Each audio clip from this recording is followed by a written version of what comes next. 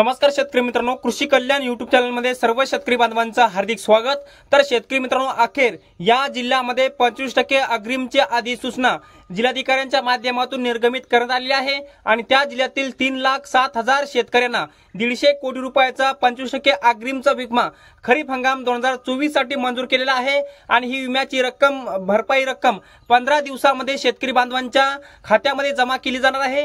तर शेतकरी मित्रांनो, कोणत्या जिल्ह्यामध्ये 25% अग्रिमच्या विम्यासाठी 3,07,000 शेतकरी पात्र केले आहेत, हा जिल्हा कोणता आहे, या जिल्ह्यातील कोणते तालुके पात्र आहेत आणि या तालुक्यातील कोणते महसूल मंडळे पात्र आहेत, याच्या संदर्भात डिटेलमध्ये माहिती, याचबरोबर कोणत्या पिकासाठी हेक्टरी किती रुपये विमा वाटप होऊ शकतो आणि कोणत्या तारखेपासून वाटप होणार आहे, याच्या संदर्भात संपूर्ण डिटेलमध्ये माहिती आणि अपडेट आपण या व्हिडिओच्या माध्यमातून जाणून घेण्याचा प्रयत्न करणार आहोत। तर नमस्कार, मी ज्ञानेश्वर सवणकर स्वागत करतो कृषी कल्याण यूट्यूब चॅनल मध्ये।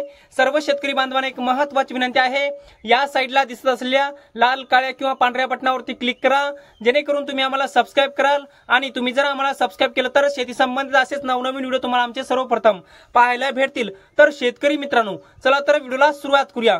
तर शेतकरी मित्रांनो, हा जिल्हा आहे हिंगोली आणि हिंगोली जिल्ह्यामध्ये 25% अग्रिमचा विमा अखेर मंजूर झालेला आहे। हिंगोली जिल्ह्याचे जिल्हाधिकारी अभिनव गोयल साहेबांच्या माध्यमातून ही माहिती देण्यात आली आहे।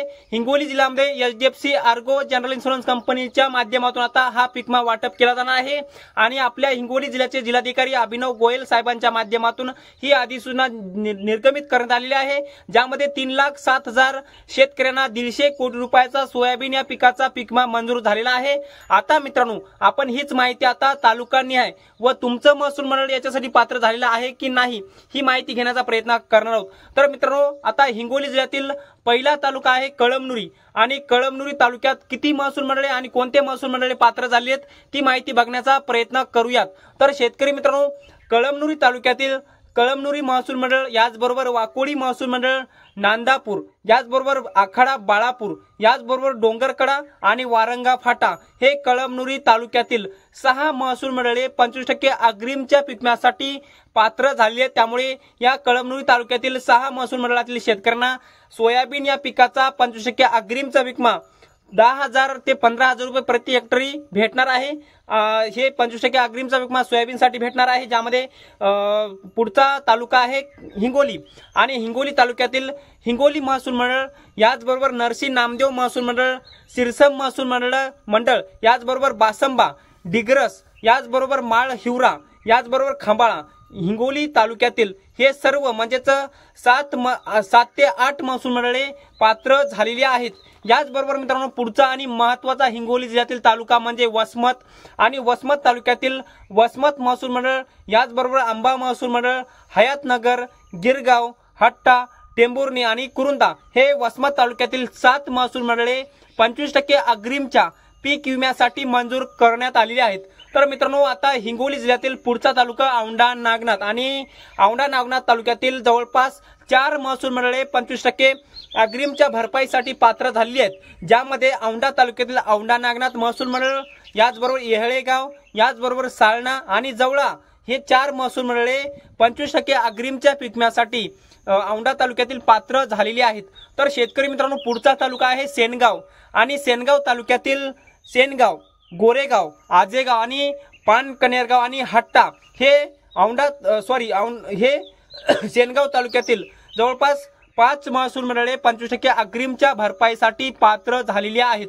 एकंदरीत मित्रांनो, आपण जर पाहिलं तर आपल्या हिंगोली जिल्ह्याचे कर्तव्यदक्ष जिल्हाधिकारी अभिनव गोयल साहेबांच्या माध्यमातून ही अग्रिमची अधिसूचना एचडीएफसी कंपनीला देण्यात आली आहे आणि आता HDFC Ergo general insurance company लिमिटेडच्या माध्यमातून हा 25% अग्रिमचा विमा हा हिंगोली जिल्ह्यातील सोयाबीन या पिकासाठी जवळपास 3,07,000 शेतकरी पात्र झालेले आहेत। याचबरोबर याच्यासाठी 150 कोटी रुपयाचा विमा सोयाबीनसाठी मंजूर झालेला आहे आणि सोयाबीनसाठी ही अग्रिमची अधिसूचना निर्गमित झालेली आहे। मित्रांनो, जे काही नुकसानीची पाहणी केली आणि त्या तांत्रिक समितीच्या माध्यमातून अहवाल जिल्हाधिकारी साहेबांना देण्यात आला आणि आता जिल्हाधिकारी साहेबांच्या माध्यमातून असे सांगण्यात आलेले आहे की आता हिंगोली जिल्ह्यामध्ये सोयाबीन या पिकाचं 50% पेक्षा जास्त नुकसान झालेलं आहे। त्यामुळे आता उत्पादन कमी हाती येणार आहे। त्यामुळे 50% पेक्षा जास्त नुकसान झाल्यामुळे 25% अग्रिमची अधिसूचना हिंगोली जिल्ह्याचे जिल्हाधिकारी अभिनव गोयल साहेबांच्या माध्यमातून निर्गमित करण्यात आलेली आहे। ज्यामध्ये मित्रांनो आपण जर पाहिलं तर सोयाबीनसाठी आता अग्रिमची अधिसूचना निघालेली आहे। आता इतर पिकासाठी पण पीकमा भेटणार आहे, परंतु कमी भेटणार आहे आणि वैयक्तिक क्लेमचा पीकमा हा इतर पिकासाठी भेटणार आहे। आता मित्रांनो आपण जर पाहिलं तर इतर पिकासाठी कापूस या पिकासाठी 5 ते 6 हजार रुपये प्रति हेक्टर वैयक्तिक क्लेमचा पीकमा भेटणार आहे। याचबरोबर सोयाबीन या पिकासाठी अग्रिमच्या अधिसूचनेचा सर्वाधिक पीकमा प्रति हेक्टरी 10,000 ते 15,000 रुपयापर्यंत शेतकरी बांधवांच्या खात्यामध्ये जमा केला जाणार आहे।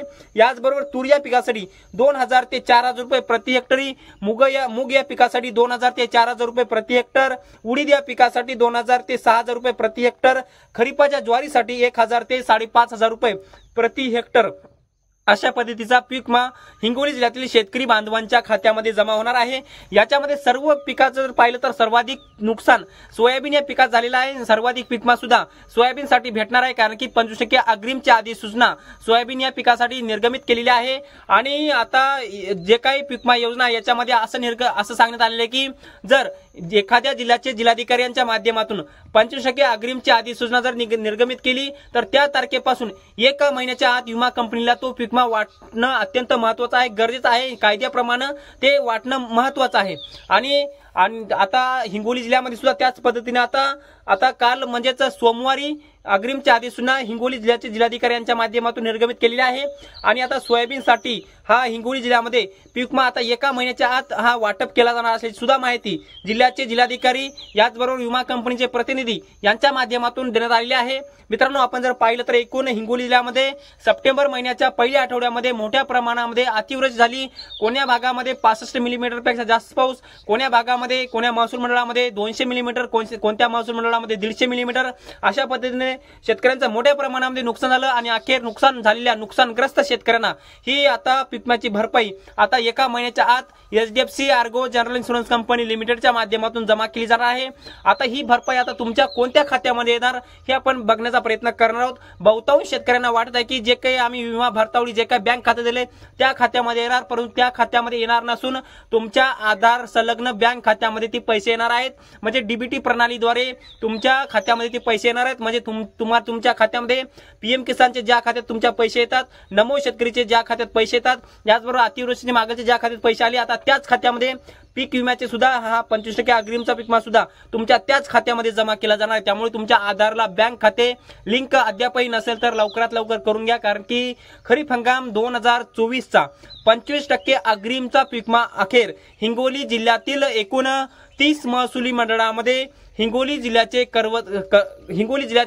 कर्तव्यदक्ष जिल्हाधिकारी अभिनव गोयल साहेबांच्या माध्यमातून निर्गमित केलेले आहे। पुन्हा एकदा सांगतो, एकूण 3,07,000 शेतकऱ्यांना सोयाबीनचा 150 कोटी रुपयाचा पीकमा मंजूर केलेला आहे। आणि हा पीकमा 1 महिन्याच्या आत शेतकरी बांधवांच्या खात्यामध्ये क्रेडिट केला जाणार आहे। तर मित्रांनो आपण या व्हिडिओच्या माध्यमातून हिंगोली जिल्ह्याच्या 25% अग्रिमच्या पीकमाच्या वाटपा संदर्भात एक डिटेलमध्ये माहिती आणि अपडेट घेण्याचा प्रयत्न केलेला आहे। हे छोटासा अपडेट तुम्हाला कसं वाटलं कमेंट बॉक्समध्ये नक्की कळवा। आणि शेवटी आमचे YouTube चॅनल कृषी कल्याण YouTube चॅनलवर जर नवीन असाल चॅनलला नक्की सबस्क्राइब करा। हा व्हिडिओ जर आवडला असेल तर एक लाईक करा। प्रत्येक शेतकरी बांधवांपर्यंत महत्त्वाची अशी माहिती शेअर करा। तर शेतकरी मित्रांनो तुर्तास इथेच थांबतो, तोपर्यंत आपल्या सर्वांचे मनापासून धन्यवाद।